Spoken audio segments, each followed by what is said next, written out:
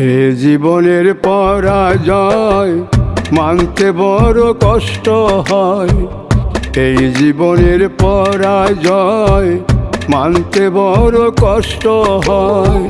মুখোশের আড়ালে সবাই, মুখোশের আড়ালে সবাই করে অভিনয়।